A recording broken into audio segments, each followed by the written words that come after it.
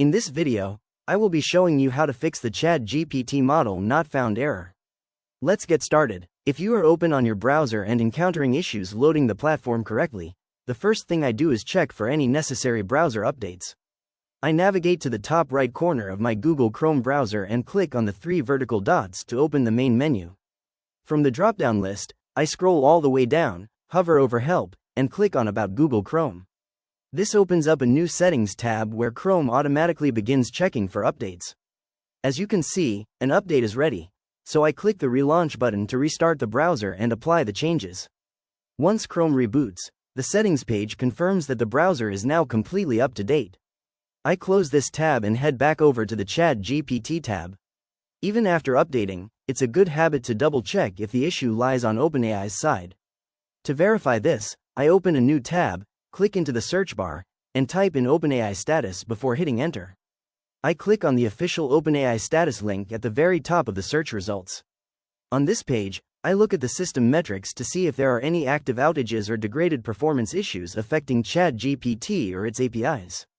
I scroll down and click on the ChatGPT drop-down menu to look at the individual components, checking that services like Conversations, Login, and Search are fully operational.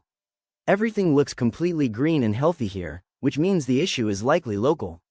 I head back to the ChatGPT tab. Since the server is fine, the model not found error is usually tied to conflicting account data or corrupted browser cookies. To bypass this, I click the three vertical dots in the top right corner again and select New Incognito window.